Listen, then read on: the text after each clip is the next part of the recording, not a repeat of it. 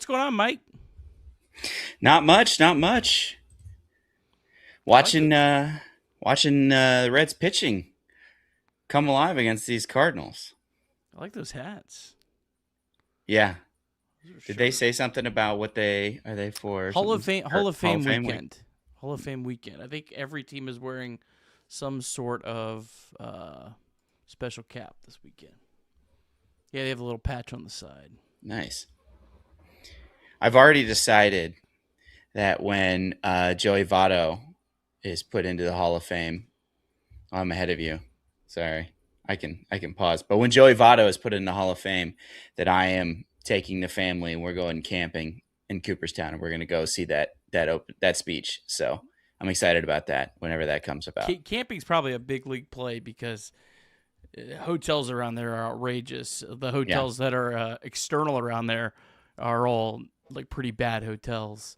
So we stayed at a hotel. I tried to be big league and stay at like 145 minutes away, and it was legitimately one of the worst hotels I ever stayed at. And it got good ratings, which gave me very poor confidence that the other hotels are getting better.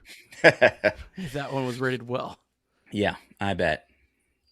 Well, we got one out. I think I'm a little ahead of you, so I'll pause. It's about to be first pitch to Herrera. Okay. It's at 10, 9. All right, so I'm paused at 9. All right. I'll let you know. 10, 9, 8, 7, 6. Pitch. Swing and a miss. Things cleared up for you up there near Cleveland? Yes, we can walk outside and in a campfire anymore. Not feel like death. I don't smell like smoke. There's 2. Just trying to get all the guys we're trying to trade having a good night. Oh, our J bar's messed up. We need Oh no. It reverted back to the Mariners. It's been doing some weird stuff, man. Yeah, I've had to like go out and come back in. It like doesn't want to update the faces the first time I try. I had that issue as well. I had to like get it updated. It's a little inside baseball stuff, but yeah, it's possible that we're over space in there. That's too many minor league headshots. Yeah.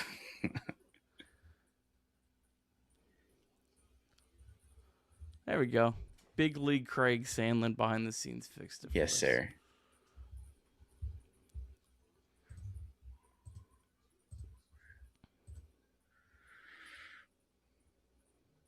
Well, down to their last out. One of the best names in baseball, even if he does play for the Cardinals, Lars Nootbaar. I'm not going to lie, when I first heard his name, I was like, that's not a real person. However many years ago it was when Lars Nootbaar first came onto the scene, I was like, that's not a real name. Played for Japan in the World Baseball Classic? Yeah. German dad and Japanese mother. As a fellow half Asian myself, I like to think that if I was a Major League Baseball player, I would have been like Stephen Kwan and played over in for Korea. All right. Strike 3. Look at that. How about that? Don't let the Reds get hot. That's what they're saying. All right. Well, Mike, I guess we got to do a show. And a bench to bench. Change hit in the air to deep right field. That goes Clemente. That's the save. He's done. Get out of here, baseball. He's gone. Oh, my God. Can you believe it? Johnny Bench has tied it up. The Cincinnati Reds win the World Series in 4 straight. It was a sweep. In the dirt, it's a wild pitch. Here comes Foster. The Reds win the pennant. Larkins won the game. That ball is fair. Cincinnati's ahead. 2 games to none. Welcome, Joe Randa to Cincinnati. Adam Dunn has done it again. Benzinger backing and calling. And the 1990 World Championship belongs to the Cincinnati Reds. Marty, yes. The is Adam from Milwaukee. Hey, Adam, how you doing? I'm good. How are you? Good. Do you think Scott Chatterbox is a good player? Dunn up there with the bases loaded, the outfield deep and around toward right, to the 1-0 on the way to the plate. Swung on, long drive, right field, and this one belongs to the Reds. And a high drive, hit back into deep right field. Junior has just knocked the door down to the 500 club. Benson's first home run is a walk-off winner! That ball had a family! And De La Cruz is, oh my goodness, look at this kid run. My, oh my, that is a triple. Matt McClain's first big league bomb! Spencer Steer's first big league hit is a home run to straightaway center field. Joey Votto's done it again. The pitch. Votto swings high in the air. Right field. Yes! He pointed to the dugout to say, I told you. That is Joey Votto's 315th career go-ahead ribby. Only Johnny Bench had more as a Red. And I can't tell you how much it means to play in front of everyone here in Cincinnati as a Red. What a gift. What a tremendous gift. So thank you. Thank you. I think I can speak for all of Reds country. Joey Votto, thank you. High drive. Left center field. Racing back to the wall. Bourgeois. The Reds are National League Central Division champions. In the air, left center field. Did he? Did he? He did. He did. Red win. Win. Line to the right field. Genius, the first run ever. With 4 home runs in a game. Can you believe it? In the air, down the right field line. Doesn't have a chance. The Reds have won on a 3-run home run on opening day by Ramon Hernandez. A strike away and out away is Homer Bailey. Ground ball to third. Frazier gloves. Throw to first, and Homer Bailey, for the second time in his major league career, has tossed the no-hitter. Oh, gosh. Are you kidding me? Holy Moses, the second player in major league history to hit 7 home runs in the first 10 games. In the air, and the Reds win. What a dream beginning to the career of Jay Bruce. Well, hey, what's going on? Welcome into the Chatterbox Reds live postgame show. Cincinnati Reds winners again, 4-2 over the Cardinals. The Reds 5-2 on their road trip here to start the second half. A guaranteed road trip win to Colorado, Seattle, and St. Louis. At least travel-wise, probably the toughest road trip of the year. Reds playing some good baseball at the moment, Mike. That's right. That's right. Getting a win too against the NL Central, something that they have really struggled in doing this year. Yeah, it's a cool thing to see this Reds team kind of winning the way that we expected them to. Right, only give up 2 hits and pitch well, and then get some clutch hits out of the big guys that we were expecting. So I think it's a little too late, and I'm sure we'll talk about that later on in the show. But it's good to see that this team is not. I think we've met a few times, and it's just like this team's not even. It's bad. It's like boring bad. Like it's not even fun to watch. And so at least this team is given us some interesting things to watch here in late July and heading into August. And so that is something I'm excited about and I'm happy about. Yeah, Reds too little too late. Eugenio Suarez too little too late. The list goes on. Not sure how beneficial it is for the Reds to win at this point, especially, to be honest, for right now. On the other side, St. Louis, you kind of want St. Louis to win. Because you want them to be buyers at the trade deadline. Because I spent a little time researching the Cardinals going into the series, and everything I read makes it feel like they want to sell. Like, they want to sell at the trade deadline. The guy that they had pitched tonight, Dustin May, they want to trade him at the trade deadline. But if they're like within a game of a playoff spot, it's kind of really hard to get away with selling. So kind of a weird spot for the Reds to be in. But good to see, especially Rhett Lauder. We'll talk about him in a minute. Really good to see him kind of right the ship after a really rough stretch. But Mike, before we jump in a little bit further, I think I got to do one of these. Oh, there you go. I wasn't sure if I was going to crack any of these delicious Ballpark beers open when we first started this partnership. But here of late, I might have to get another supply shipped up here if this keeps up. That's right. I've been searching around Columbus, trying to find myself some of that so that I can join you in the cracking. That's some big league cracking of a beer though, right there into the mic. That sounds nice and refreshing.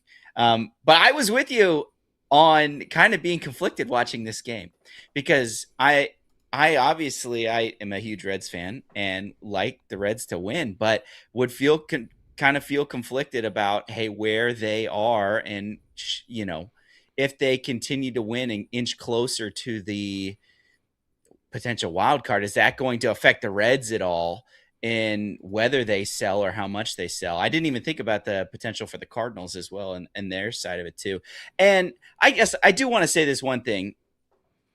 I think that each fan that takes in a Reds game, whether or not they think that we should, like, they're cheering for the Reds to win or cheering for the Reds to lose because they want to sell, is entitled to that opinion. I've seen a lot of vitriol out there, whether it's on X, whether it's in the chat, whether it's in, Discord, about people going at each other for how they choose to watch a Reds game. There's some people that are like, hey, I want them to lose so that we can get the most we can for the, at the trade deadline and hopefully reload for the last couple of years of LA De La Cruz. And I've also seen some people that are, like, hey, we're not completely eliminated, mathematically eliminated. And if we keep playing like this, we could find ourselves back in a race. And what I like to say is both of those are okay. Both of those, if you want to have optimism about this Reds team, you go for it. You probably live a happier life than I do, but it's like, you can go ahead and be optimistic about it. And maybe they can thread the needle and sell some of those people, and maybe even some of these young guys can come up and play, and the Reds can make a run at the playoffs. The odds are against you on that, but hey, if that's how you'd like to, watch the Reds, go for it. Now, if you want them to blow every game and only see the people that are good trade value do well, that's okay too. I think that it's perfectly fine to view the Reds as a lost season. And like, what can we do to improve this team for next year? So I guess all of that being said, if you like to choose, however you like to choose to watch the Reds game, whether you're Kirk Herbstreit, whether you're Nick Kirby, whether you're Trace Fowler, whether you're whoever, it's okay. And let other people watch it the way that they would like to watch it. And it's okay for them to watch it that way as well. Yeah, Cardinals definitely seem like they're coming back down to earth, kind of looking at least a little bit more like the team. This is supposed to be a team that would lose close to 90 games. I think we thought they're now 12-20 since the middle of June. So they're coming back down to earth, and it doesn't get any easier for them heading up to the trade deadline after the Reds. They have 4 games against the Cubs at home. Then they're at the Blue Jays. Then they're at the Yankees literally during the trade deadline. So they've got a pretty rough stretch. So the Reds, I think the Reds are far enough back that they wouldn't do anything stupid, but I don't want to tempt fate either. I mean, they're still, 6.5 games out, even with winning 5 out of their last 7 games. They're still 6.5 back. I mean, I think that tells you where they're at. But from the Cardinals' perspective, they are really right on that teetering. And I'm telling you, from everything I was reading and researching on them, that is a team that I think they want to sell. And so when look, it matters, like I think that they have a pretty smart front office. I think Chaim Bloom is a guy that I think kind of, made some mistakes in Boston, but I think he's still a really smart guy who has the ability to really turn that Cardinals team around. So he's the kind of guy that I think would really capitalize on a trade deadline. So I do think those things matter. Whether or not other people really want to care about that, I do think that matters. So maybe the Reds can play well this weekend, and the Cardinals can sweep the Cubs in 4 games and feel better. I guess can I convince you to root for the Cardinals against the Cubs? 100%. Maybe I can 100%. convince Reds fans for that. I understand the rest might be a little bit too far overboard. I will concede that. Yeah, 100%. They do kind of feel like 2023 Reds, don't they? This team that was supposed to not be very good, has drastically overperformed because they got a bunch of young guys that have come up and have been better than they've expected.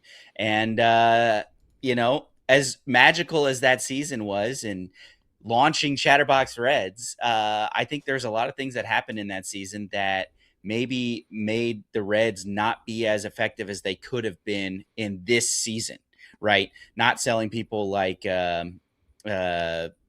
Alexis Diaz, or even getting getting extended looks about certain people that we are continuing to put trust in that haven't been able to return to that form. So it'd be interesting to see what they would do. I agree with you. I think the Reds are probably too far out of it to go out and, try to bring in, Mason Miller.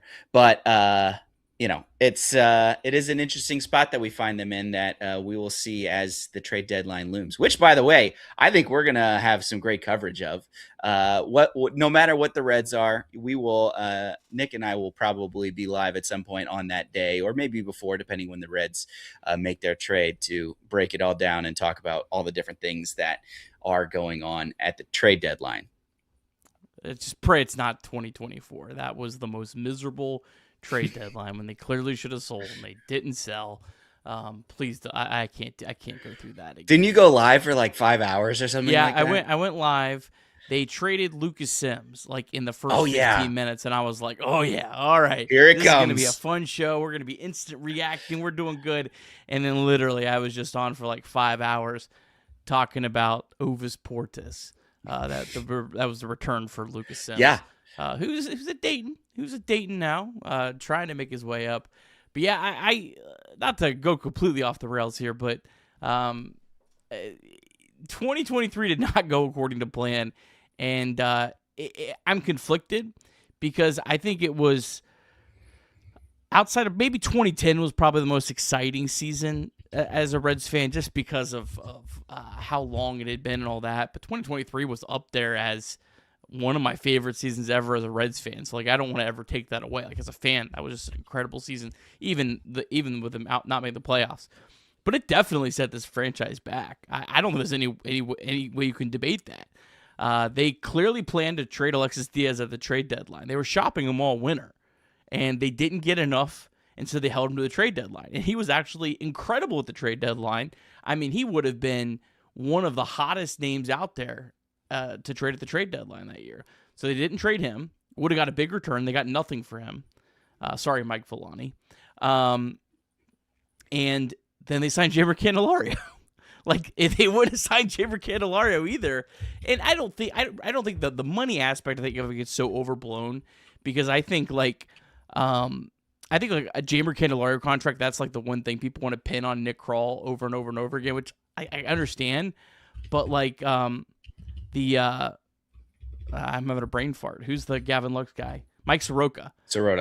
Mike Soroka could legitimately be worth $150 million. Could. Sal Stewart, legitimately, if he plays 6 years with the Reds, is going to be probably worth $150 million if he was a free agent. So, that's those pieces, if they pan out, are way more valuable than a $45 million contract. And so, but yeah, I do think that the 2023 kind of, I'm conflicted because it was a magical season, but I think it set off a series of events that didn't set the Reds up as well as it would have if they would have just probably gone 78 and 84. Yeah, I'm also I'm not convinced that Sirota would be a top 10 or whatever he is, top 25 prospect if he was in the Reds minor league system too. So there's that aspect of it too. Do I think he still would have been good? And I mean, yes, I think he would have. And do I think the trade was not advised? Yes, I do. But you know, the alternate universe doesn't always pan out exactly how we would have expected it to be. Yeah, that is true. That is true. All right, well, let's talk about this game, and then we're going to get into we'll talk about the latest Spencer Steer rumor for a second, and then we're going to talk about Tyler Stevenson because I know, Mike, you dug in, did a little bit of research. I want to talk through a little bit of that, but we'll talk about the game like we always do first. And Mike, if you're ready, go ahead with the box score recap. All right. Let's see here. Box score recap brought to you by Sharefax. Chatterbox Reds is brought to you by Sharefax Credit Union. Sharefax is a not-for-profit financial institution owned by its members and that returns its earnings to them through low fees and better rates, in addition to traditional banking options. Sharefax Credit Union is an equal opportunity lender and is insured by NCUA. All right, Reds come into St. Louis looking to improve their performance versus the NL Central in 2026. Rhett Lauder would square off against Dustin May. They kicked out, the Reds kicked off the scoring in the top of the fourth when, after a J.J. Bleday single and a Spencer Steer walk, Tyler Stevenson boosted his trade stock even more with a ground rule double to the right center field gap, making it 1-0 Reds. But Rhett Lauder was working on a no-hitter going into the bottom of the fifth, and he hit Ivan Herrera with a pitch and walked Nathan Church to bring up the rookie Blaze Jordan, who recorded the Cardinals' first hit, a double to the gap, clearing the bases, making it 2-1 Cardinals. The fifth was the end of the line for Rhett Lauder. His final line was 5 innings pitched, only 1 hit, 2 runs, 2 walks, and 4 strikeouts. Good bounce back after Colorado. Then in the top of the seventh, the Reds got to the Cardinals bullpen as Eugenio Suarez boosted his trade value with a 2-run moonshot to Big Mac land out in left, taking back the lead, making it 3-2. Then the Reds got some insurance in the top of the ninth. Ellie walked, stole second, advanced to third on a wild pitch, and then Sal Stewart drove in his 75th run of the year, making it a 2-run game for Emilio Pagan. And he would nail down the save in the ninth as the Reds would show great fortitude, winning 4-2, moving to 7-22 versus the NL Central this year. All right, and we did have a deep drive of the game. That was, of course, Eugenio Suarez's 14th home run of the year. 110.5 off the bat, went 435 feet, increased the Reds' win probability 39.2%, up to 64.9%. And as always, our deep drive of the day is presented by our friends at Braxton Brewing Company, the official craft beer partner of your Cincinnati Reds. Crack open a Ballpark Beer, a crisp German-style light beer crafted perfectly for 9 innings and hot summer nights. You can grab a cold in a Great America Ballpark, Braxton Tap Rooms, or your local retailer. Braxton Brewing, brewed for Reds country. All right, let's talk about the game. Let's start off with Rhett Lauder, who I think was maybe the most important piece of this game in terms of like what I'm most excited about with this night. Because Rhett Lauder, it was no secret, was not trending in a positive direction. I mean, I don't think he was in danger of getting demoted, but like if this team was more competitive and had other options, like he would have been in danger of getting demoted. Like that's kind of how bad he had been. And I know he had kind of been in a tough spot with having to go to the bullpen temporarily around the All-Star break. But really good just to see him get back on track. Only gave up 1 hit all night. Just much, much better. The only thing I really kind of irked me about his start was the inning that he gave up the 2 runs in the 5th. He pitched around Nathan Church, and to get to Blaze Alexander. Church is a left-handed batter. Blaze Jordan. Blaze Jordan, Blaze, whatever his name is, right-handed batter. He pitched around him, and then he hung I think it was a curveball right over the middle of the plate, double, and that walk comes around to give the Cardinals the lead. I just was like, just go after Nathan Church. Like, this isn't Juan Soto. Like, let's not give free passes because we're trying to have the perfect outing. And it felt like that was the only thing I kind of irked me about the start was it felt like Lauder was trying to be too cute, trying to be too perfect when he just should have trusted his stuff because his stuff had been good all night. Yeah, I think that's something that just really, with time and maturity will come. Like, this is what we would expect out of Lauder, right? I think he got 9 whiffs, which is pretty good for somebody that kind of pitches to contact, but really, mixed up his pitch usage, was really moving things around for righties and for lefties. And so it's just getting soft contact and letting the defense do that behind him. And so, yeah, there's some mental lapses where it's like, I think you probably are okay trying to let Nathan Church, beat you there. I mean, he has struggled a little bit against lefties, at least Rhett Lauder has. And it's interesting. I think that not only was that Colorado start in Colorado where it's really crazy to pitch, but I think they had like 6 or 7 lefties in the lineup against him, which he has struggled with. So it just was a really bad matchup for Rhett Lauder on top of, being in the bullpen and not being fully stretched out and, having to make your first start in Colorado. That's a tough scene. So I'm glad. I feel like this is progress for Rhett Lauder. I'm looking as we move to the end of the season, he probably stays in the rotation unless there is an injury, which hopefully not, especially if Brady Singer is moved at the deadline. So I guess I would just hope for him to be able to build on this, be able to continue to have control, to be able to get outs with all your different pitches, keep people off balance, and be able to ultimately learn how to be a better pitcher so that you can even get into the 6th, get into the 7th inning. Be like Brady Singer, right? It's just I think that Rhett Lauder has the tools to be able to do what Brady Singer does. And if he can stay healthy, I think that that's something that, we could see out of Rhett Lauder, which would be, a very useful thing as we've seen over the years with Brady Singer. Yeah. I would say Lauder's one of the few players on this team that if he has a strong finish to this season will actually make me feel a lot better about next year. He's actually one of those, my favorite phrase, needle movers in terms of my perception of this team going into next year. Because if Lauder looks like a legitimate bona fide, I'm not even talking about top of the rotation starter. I'm talking if he just looks like a bona fide big league starter that you feel like you can count on. Basically, Lauder can be Brady Singer next year. That makes me feel a lot better about this team because this team just does not have the pitching depth right now.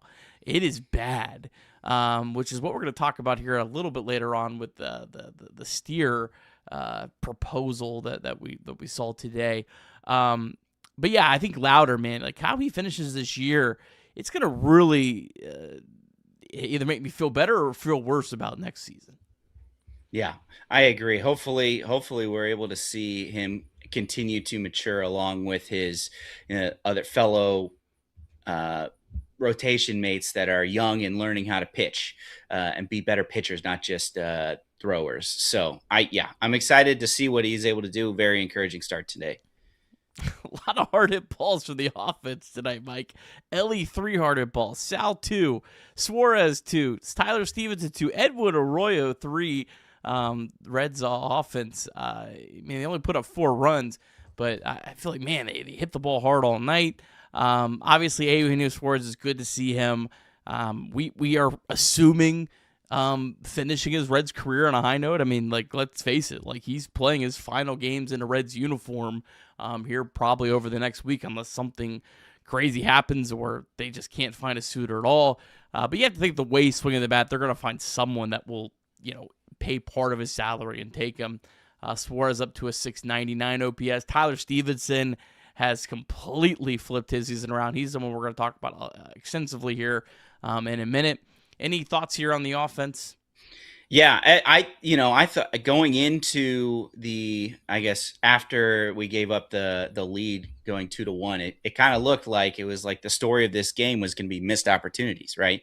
I mean, I think May gave up 8 hits or 7 hits, and I think 11 hits in total is what the Cardinals gave up. So they were getting on base, but they weren't able to drive it in. I think there was an inning, multiple innings where they got multiple people on, and then they had some unproductive outs, whether strikeouts or pop-ups and things like that led to some meat on the bone there, some thoughts where, maybe we should have done better with that. But I'm glad that we were able to capitalize it. And boy, that home run by Suarez was killed, 110 off the bat. It was one of those things where, he may be growing older, but he's still got that thump in there, man. That's a home run everywhere. And so it's good to see. I'm happy for him as a dude, because I'm going to be excited to see where he goes and how he's able to contribute to that playoff team, just like he contributed to Team Venezuela at the World Baseball Classic. So it's just like it's one of those things that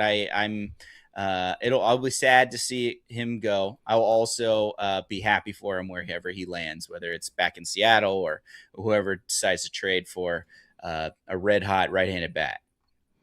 I don't think I've seen a single team mentioned yet as even a potential suitor for him. So it'll be interesting to see, where he might end up. Honestly, maybe Seattle might be the most logical spot for him to find his way back to for a third time. I guess he's already had 2 stints out in Seattle. All right, let's go ahead and get into our friends over at Richter and Phillips.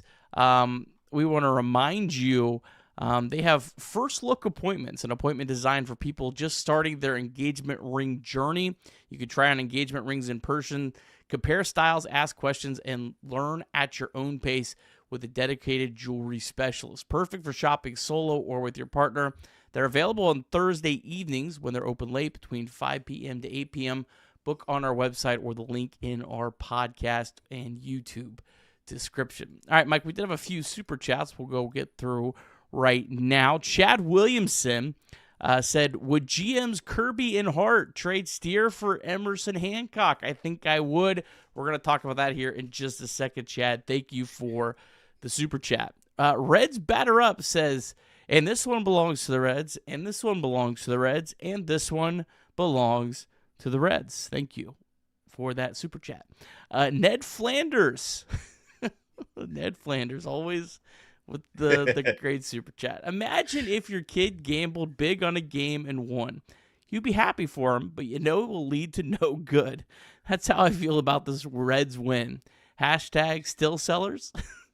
Yeah, I think they're far enough back that we're safe, but I mean 2024 happened, and I can't, and there was also not even 2024, if you go further back than that, 2015 happened when they had the All-Star game, and they were abysmal, and they wouldn't trade.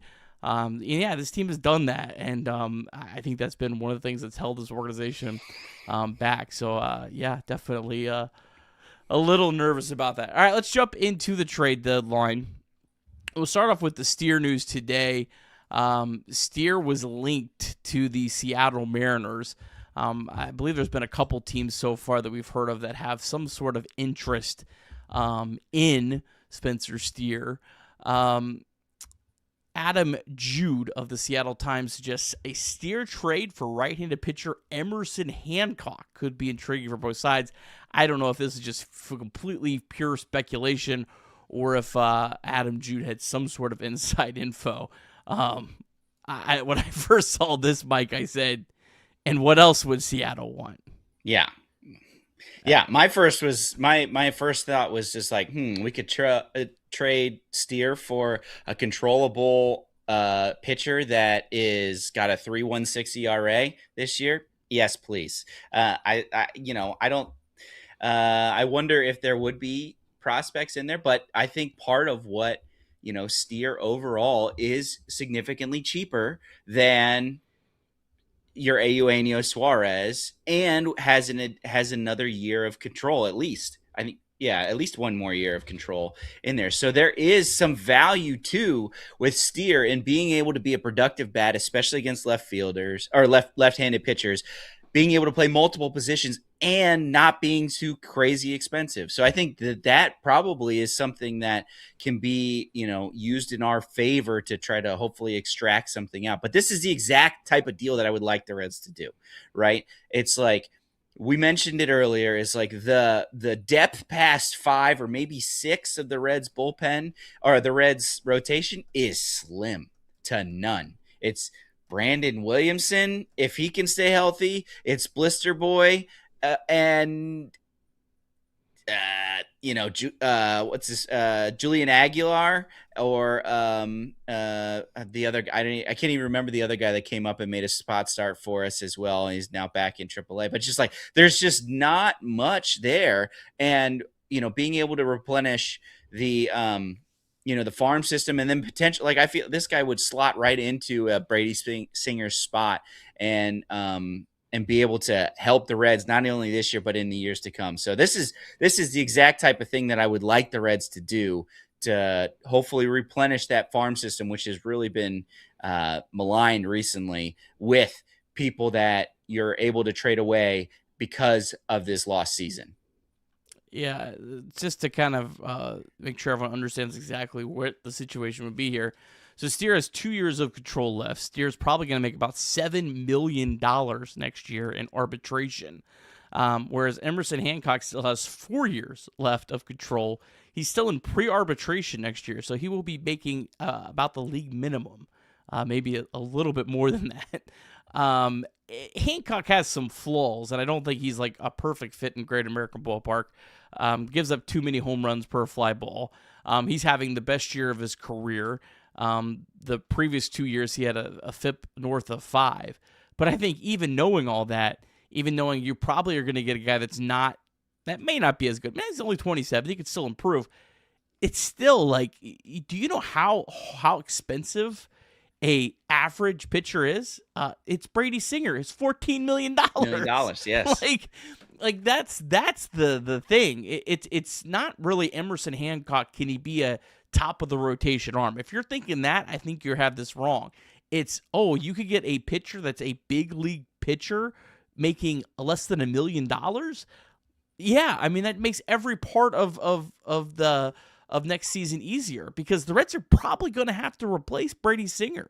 If you think you're just going to roll in, if this season's taught you anything, you're not going to roll in next season with Hunter Green, Nick Lodolo, Chase Burns, Andrew Abbott, and Rhett Lauder, and be like, yep, we got our 5. We're good to go. You don't need any more starting pitching. You need about 8 or 9 starting pitchers at least to survive a season. So, this would be a no-brainer for me. I just have to think Seattle would want more than that. Yeah, I think that you would. I mean, you mentioned it's his best season, but I think what you do when you look back at his previous seasons, you just see consistent improvement. So that, when you're looking at that type of thing, it's just like, well, is he getting lucky, or did he just get better, right? Did he just improve in a way that now he, is relatively sustainable? You did mention, he does pitch in Seattle, notorious pitcher's park. But looking at his splits this year, he still only has a 3.45 ERA in away games, and only people batting only 227 off of him with an OPS of 667. So it's like, that's not amazing, especially because, we know about what Great American Ballpark does. But it's just like, that is absolutely something that we would take. To be, because we're not asking him to be 1, we're not asking him to be 2. We're probably not even asking him to be number 3. That's like, hey, you and Rhett Lauder hold down the 4 and 5 spot with a, under 4 ERA. That's great. I love that. So yeah, I'm with you. I hopefully he's sourced, and that's something that they're in conversation with. But yeah, it's a righty with 6 pitches and a funky arm angle. He's got a 12-degree arm angle, so it's like really out to the side. So it's I always like mixing things up, because Hunter Green, Chase Burns have nasty stuff, but are kind of the same slot, right? But now you got Lodolo is wonky, and Abbott is different, and then this guy coming all the way down on the right side, I think could be cool for a rotation spot. So I'm in on that. And there's multiple reports that the Mariners might consider trading Hancock. That was not just one report on that. This is one report of a steer for Hancock as a suggestion. So the Mariners seem open to trading Hancock. Are they willing to trade him for Steer? That is something we don't know, but they definitely do seem like they are willing to trade him. And would be one of the, I think, the few, because I don't think there's a whole lot of trades for big league players that are going to make sense for the Reds at a trade deadline. It's probably trade for prospects in most cases. I think this is a very rare type of trade if it was to become an option. Yep. They have lots of depth at their rotation, and this is the guy that they would expect would be able to bring back the most because of the controllable years. So, I think that's probably why he's available. All right, let's move on to Tyler Stevenson. Mike, you did a lot of research on Ty Steve. Put a nice little short out on our social medias. Be sure to check that out. We kind of broke down Tyler Stevenson. You called it, I think, his fascinating season, where he's obviously got a lot of praise for ABS, which he's become a star at. But he's still struggling with framing. Talk a little bit more through your research on that. Yeah. So when it comes to framing, basically StatCast categorizes it based on, how, what pitches are in the strike zone that you are getting, and then what pitches that are out of the strike zone that you are stealing as strikes. And they basically assign each pitch a likelihood of being called a strike is what they do. And so by doing that, if you don't get strike calls in the zone, it counts against you for how likely that would be to call a strike. And so that all gets put into a frame runs above average. And unfortunately, Tyler Stevenson is the worst at that. Now, we've all kind of known that he's been bad at framing in the previous years. He's been in like the 20th percentile. So like not awful, but not great. But I think it's something that a lot of people have almost overlooked because he's been able to save so many of them with challenges, being good at challenges. Now, do I think that they cancel each other out completely? No, I don't. And there's a couple reasons why, right? It's like he doesn't challenge everything. What if they're out of challenges? What if it's only the second inning and it's a 2-0 count with nobody on? He's probably not going to challenge that. So there's lots of reasons why it would actually be helpful if he was better at framing. And I was contrasting that obviously with his blocks above average, which has also he's gotten significantly better at since 2024. And it just made me think is this going to affect his value at the end of the year? Obviously people see the ABS stuff, but the framing is still a very important part of the baseball, of a pitcher being able to steal strikes or of a catcher trying to steal strikes for pitchers.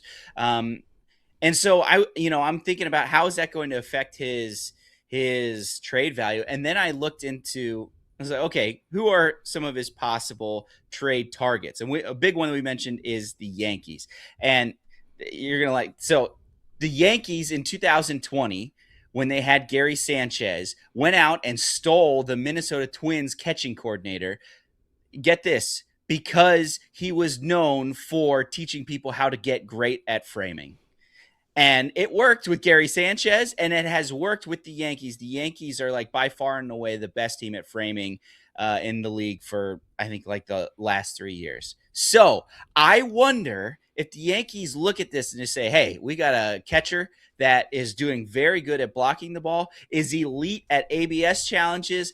It's like, if we can get him in our system and we can get, train him up, maybe maybe not to be an elite framer, but not to be the worst framer. We could really get a lot of value out of this guy, Tyler Stevenson. So at least to me, that just cemented even more that the Yankees are such a obvious trade partner for somebody like Tyler Stevenson, whose bat is heating up, who has all of a sudden raised his OPS to over 700. He's now OPS over 726. It's this is, I think he's only raised his stock. And while he has suffered at framing, I think that there's still hope for him to bring back something that, we could help this team down the road. And maybe some more positive news from the Tyler Stevenson potential trade value is that there was a report that came out yesterday from Robert Murray that the current expectation is that catchers Shea Langoliers, Adley Rutschman, and Hunter Goodman are all likely unavailable to be traded, which makes, I think, Tyler Stevenson the premier catcher on the market. And another team that would fit the bill is the Dodgers. Will Smith is out for the year. Dalton Rushing's done a very good job, but Dalton Rushing is a left-handed batter who has struggled in his career against left-handed pitching. Tyler Stevenson is a right-handed batter who's been significantly better over his career against left-handed pitching. Now, I don't think most normal teams would trade for a weak-side platoon partner at catcher, but the Dodgers are not a normal team. They have a little bit more invested in this thing than everyone else, so this is where the Reds could capitalize, maybe have their second good trade with the Dodgers. The first one was when they got Arnoldo Lantigua for international cap space, so maybe we can get... Maybe we could finally pull off another one. But there's another surprise team out there, apparently, and that's the Chicago White Sox. Now, they haven't been linked directly to Tyler Stevenson, but there was a report that they're looking for a catcher. So, their high prospect catcher just got injured. He rolled his ankle and is out for multiple weeks. So that's another surprising team that may go for it. All I'm hearing is the price going up, Nick. It's like we got multiple suitors and he's the best available option on the market. It's like I'm just hearing the price going up and up and up for good old Tyler Stevenson on that. And do we what happens life after Tyler Stevenson, at least for this year? Is it Who cares? Is it Jose Trevino, Will Banfield show? Is that what it is? We still got PJ Higgins. PJ Higgins is still down in AAA. I really don't care. You could trade Trevino too for all I care. You give him away, get rid of his contract, and just have the Banfield PJ Higgins show. PJ Higgins, I think, has been as good as Trevino, to be honest. I really don't care. This is a no-brainer. You have to trade Tyler Stevenson.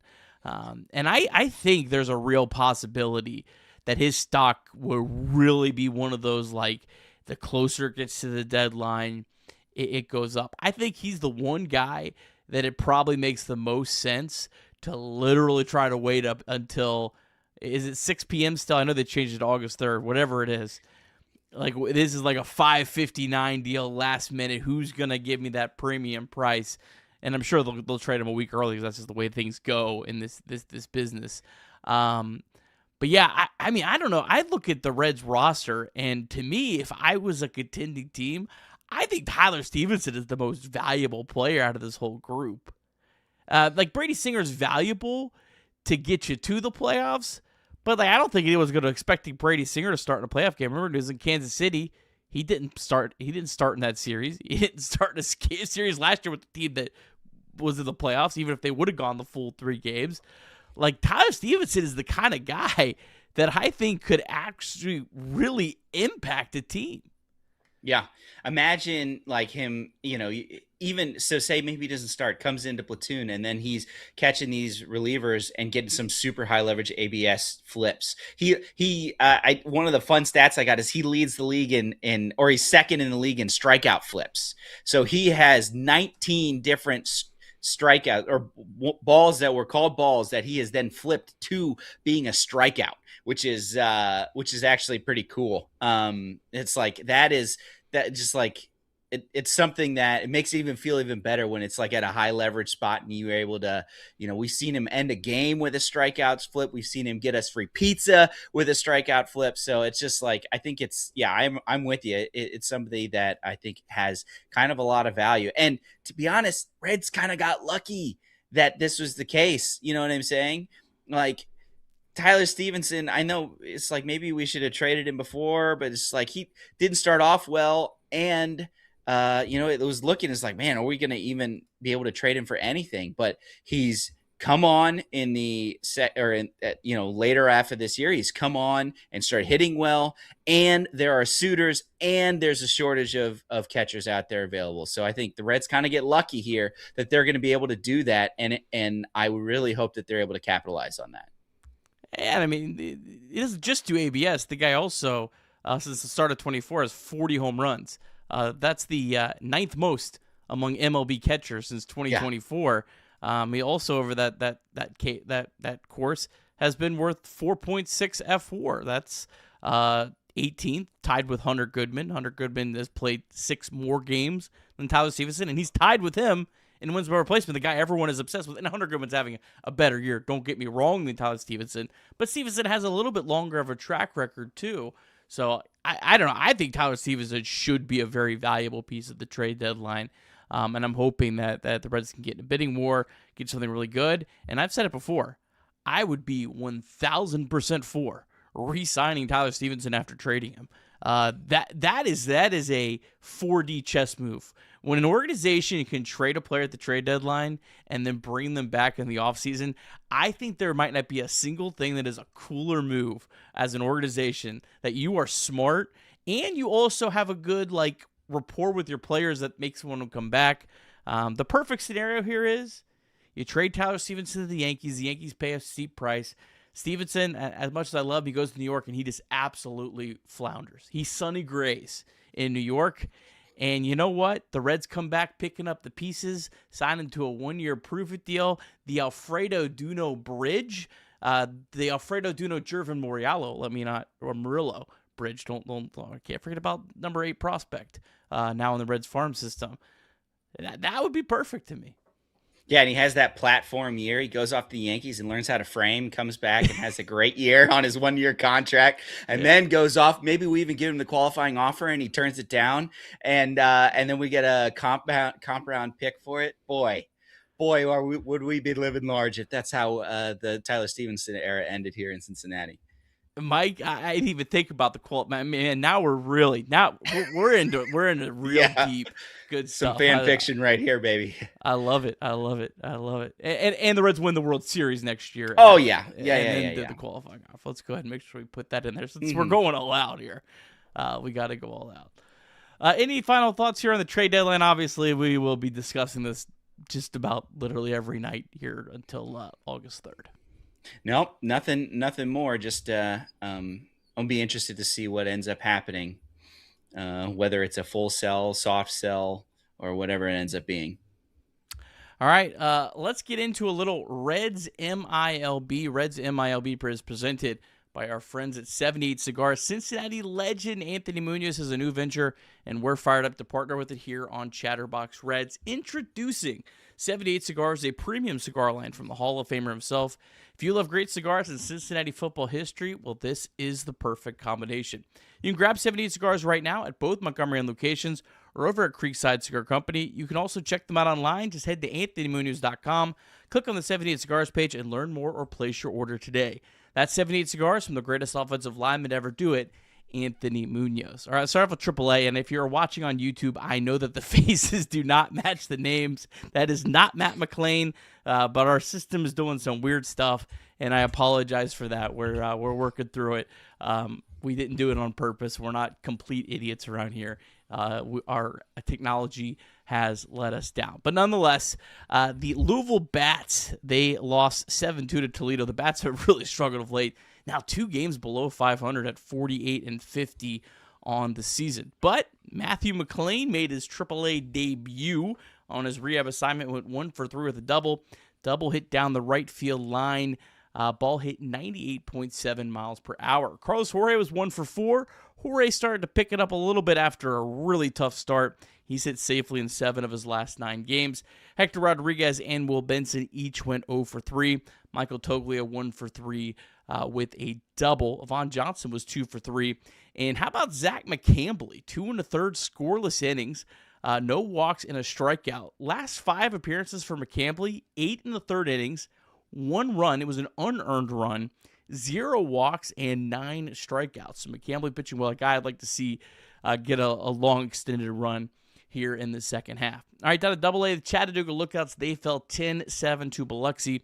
Lookouts now back to 500 at 47-47, just 10-15 in the second half, but they're only 2 games out of a playoff spot. Cam Collier and Carlos Sanchez were each 0 for 5. Alfredo Duno 1 for 3, walked twice. Leo Balcazar had a big day, 2 for 4 with a pair of doubles and a walk. Carter Graham had the exact same stat line, 2 for 4 with a double and a walk. And then Javi Rivera gave up 4 solo home runs, but went 6 innings, only gave up those 4 runs, 2 walks, 2 strikeouts. All right, down to high A, the Dayton Dragons beat Cedar Rapids 9-7. Dragons now 12 games above 500 at 52-40. Devi Villafana just promoted to high A, went 4 in the third innings, gave up 6 earned runs, walked 3, struck out 3. But how about this story out of the bullpen? Bryce Hubbard, 3 shutout innings, just gave up 1 hit, 0 walks, and struck out 6 batters. Bryce Hubbard, if you don't remember the name, he was the Reds' 3rd-round pick back in 2022, and he's now done something I don't think has been done very often. He's now pitched at every level from low A to triple A. He pitched for Daytona, he pitched for Dayton, he pitched for Chattanooga, and he pitched for Louisville. I think Hubbard is now just viewed as like a depth piece in the organization, but shout out to him. All 4 stops in 1 season. Tyson Lewis had a big day, 3 for 5, hit his 7th home run overall on the season. Playing really well down at Dayton, hitting .304 in 17 games at high A. Jacob Friend hit his 18th home run of the season, also walked twice. Peyton Stovall was 1 for 4 with a walk. Ryan McChrystal had a big day, 3 for 5 with a double. Down to low A, it was a tough day for the Daytona Tortugas. They lost 11-0 in a game that only went 6 innings. They managed just 1 hit in the game, but they're still 16-10 in the second half and hold a 1.5-game lead in the Florida State League East Division. And they only got 1 hit, so there wasn't a whole lot. Bernard Moon, Ichiro Kano, each 0 for 3. Arnaldo Lantigua was 0 for 2. And last but not least, out in the Dominican Summer League, the DSL Reds stayed hot with a 4-0 win over the DSL Mariners. DSL Reds now 22-15 on the season. Liberts Aponte did not play. Angel Salio was 1 for 2 with a walk. It stole his 18th base of the season. Eider Gutierrez was 1 for 3. He was one of 3 Reds players that played in the All-Star game last week. The DSL Rojos, they fell 9-4 to the DSL Athletics. Rojos now 17-21. Carlos Hernandez was 0 for 2 with a pair of walks. Angel Nunez did not play. Nunez was also one of the 3 players that played in that All-Star game last week. That is your Reds MILB. Mike, any thoughts on MILB? Any pressing? Not my boy Ichiro Kano, 0 for 3. It's sad. He's been playing well, though. He has been playing well. He got to a slow start this year. He was on a really good run. Pipeline also updated the prospect list yesterday. I don't understand why they don't include the players that were just drafted. Feels like that would be cool. I think their logic is they're trying to have a list that's better for the trade deadline. I think I'm going full conspiracy theory here, Mike. I think the MLB pipeline specifically does not include the draft players until after the draft. So there's more players that are traded that are on teams' top 30 lists, so it looks cooler, these trades. Because then they're not going to, there's very few players that just get drafted that get traded. Normally it's players that have been in the system. So my full tinfoil hat is they do this so there's more players on top 30 lists, so it appears cooler. Yeah, maybe. I think that it's a long process to rate all these players, and they have been working on this from, this re-rating before the draft. So I think that that's part of what it is. And if I were to Baseball say, America that they did it. And yeah, well, okay. I think that it also allows them to have additional releases of, hey, we updated this. It's like, hey, they released your top 30, and then, hey, we released the updated rankings with the new draft picks in it. So it's just like an additional push notification that people get to go and see where this lands, and then see where it lands again. See where LeBron lands in the Reds. I was surprised at that one. I looked, Carter Graham being 30th. I was like, I get that he is not, he's not a amazing prospect, but this dude is crushing, everywhere he's gone. He's moved up and has almost hit better than he did in high A. So I wonder, maybe The curse of being a big first baseman. Yeah, big first baseman who's old for his level. I guess you don't get much love. So, but the prospect guys would tell you that putting him on a list is giving him a lot of love. That's just the way it works. I agree. I think if I was doing it, I'd probably have him at least like, I don't know, low 20s, like at least. I think he deserves a little bit more love than that. The guy's probably going to be the Reds minor league hitter of the year. Yeah. I don't think Duno hasn't hit well enough to take that. But the full list, I'll just read through it because, why the hell? What else would you want to do on a Friday night than have me read the top 30 list for you? Or Saturday morning if you're listening in podcast version. Shout out to you. Alfredo Duno is number 1. Steele Hall's 2. Hector Rodriguez 3. Tyson Lewis coming in at number 4. Aaron Watson 5. Shang-In Lin all the way up to number 6. Libert Zaponte number 7. Our guy Jervin Murillo up to number 8. He was 18 before the update, and I think he was unranked at the beginning of the year. So what a rise through the system for Jervin Murillo. Jose Franco is at 9. Kind of surprised he's still that high. Adolfo Sanchez, number 10. Angel Nunez, a guy that also was the second highest risers, up at 11. He was the Reds' top international signing from this past class. Cam Collier down to 12. Carlos Sanchez 13. Mason Morris 14. Arnaldo Lantigua 15. Leo Balcazar at 16. Carlos Jorge 17. Julian Aguiar at 18. Luke Holman at 19. Mason Neville at 20. And then Ricky Cabrera at 21. Starlin Torres at 21. Jean-Pierre Ortiz at 23. Devi Villafana at 24. Hansel Jimenez at 25. Eli Pitts at 26. Alfredo Alcantara at 27, Edgar Colon at 28, Jay Allen back on the top 30 list after some time off at 29, and our guy Carter Cram at 30th. Was there any other surprises for you on that list? I don't know if it was a surprise, but just disappointing to see Cam Collier move down out of the top 10. Yeah, a guy that was on the top 100 prospects list that now is not even in the top 10 of his own team. Of a not great farm system. Pretty sad to see. Obviously not giving up on him. He's still young, but, to be honest, Collier was my pick to, get here faster than Sal Stewart. And boy, was I wrong there. So, yeah. So, it's sad to see. Hopefully he's able to bounce back and figure it out in the minors. Yeah, still time. He's still incredibly young. He's still like, I think he's still one of the younger players at AA, but he is running out of time. Like at some point, you got to kind of start putting something together, or at least have some level of it. So hopefully he can able to bounce back and have a big second half. All right, we got more Reds baseball on Saturday. Reds and Cardinals Saturday afternoon, Saturday evening, a 7:15 start time. One fun fact here, Mike, the Cardinals are playing a different home game time every day this week. So they played at like 4 o'clock on Thursday, 7 o'clock on Friday. That's the Central Time. They're playing at 6 o'clock on Saturday, 2:15 on Sunday. They're playing like a very weird schedule for them. It was the first time they've done that in 30 years. The pitching matchup, Hunter Green going for the Reds up against Andre Palante. Palante is a guy who's had a lot of success against the Cincinnati Reds. Get this stat here, Mike. Palante has 7 wins against the Reds. He does not have more than 3 against any other team in baseball. And he has 3 wins against the Padres. He doesn't have more than 2 against anyone else. So he has certainly had the Reds number 7-4 with a 2.41 ERA. Nate Lowe, though, has not been a member of the Reds against Palante. He's got 2 homers in 11 at-bats against Palante, so he's had a lot of success. Palante relies on 5 pitches, a 4-seamer slider, sinker, knuckle curve, and split finger. Fastball averages 94.2. Batters hitting just 194 against his slider. But we'll see, Mike, if the Reds can keep it going, have a chance to win their 3rd consecutive series all on the road to start the second half. Which is awesome and also kind of frustrating at the same time. Yep, kind of what could have been. Andre Palante throws those power sinkers.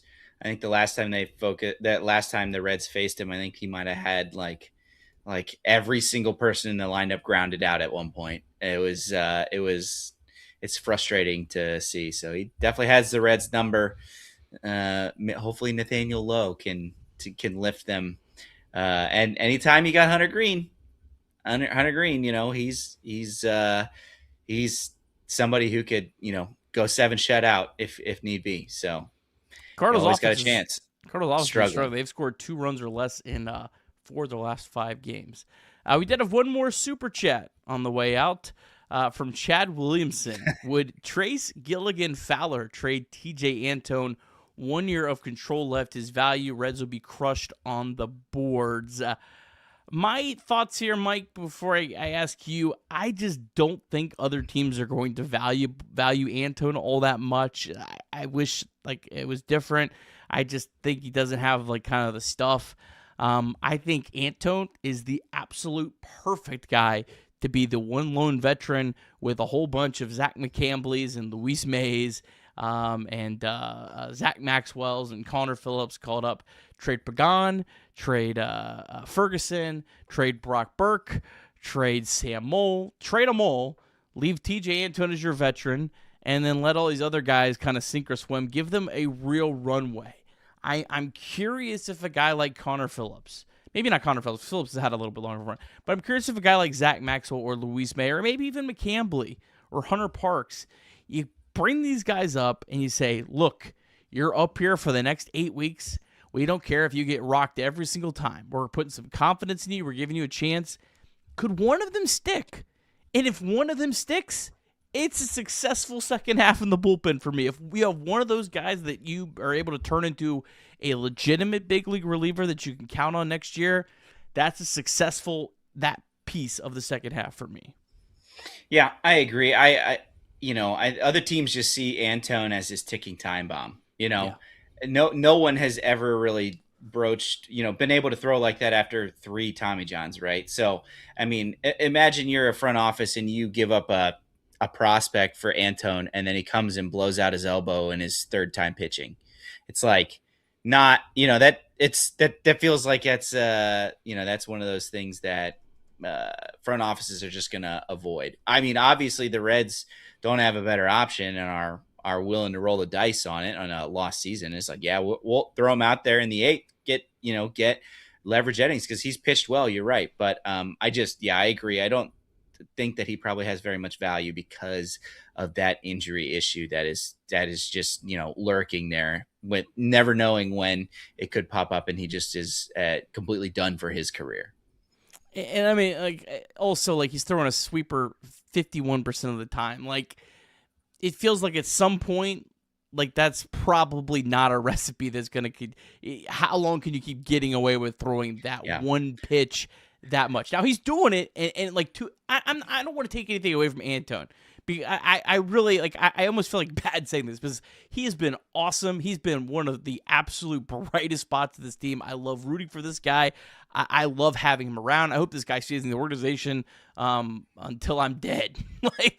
But I think other teams are not going to buy into the story. Yeah. It's one of those where it's he's far more valuable to the Reds than he is to anybody else. Now, if that being said, if somebody wants to offer a prospect, I'm not. And if a trade goes down on there and somebody gives a real prospect for TJ Antone, I will say thank you very much. I just don't expect that to happen. Yeah, wait, I'd love for TJ Antone to pitch at the playoffs. I'm not saying hold on to him for vibes. I'm just saying I just don't think that anyone's gonna offer anything of any value for him. And I think that I think that he definitely has more value as being that veteran guy than maybe a team would give up their 150th best prospect for him. Let's just keep him, let him be the veteran. Let's trade these other guys to either, in Pagan's case, shed his salary for next year. That's the most important thing about moving Pagan. That's the most valuable thing, is not having his salary next year. And these other guys, let's get some prospects for him. Yeah, I agree. All right, well, this has been Chatterbox Reds. Thanks, Mike. Always enjoy talking a little Reds baseball with you on a Friday night. I feel like I've had you on a lot of Friday nights lately. It's been a lot of fun. Craig's on tomorrow. I think Craig might be solo. I don't know. I think that's the first solo show of the year, so shout out to Craig. He's going to be getting it done tomorrow. Me and Trace will be back Sunday night, better than ever. All right. Well, for Mike Hart, I'm Nick Kirby. Thanks, everyone, for tuning in. Like the stream on the way out.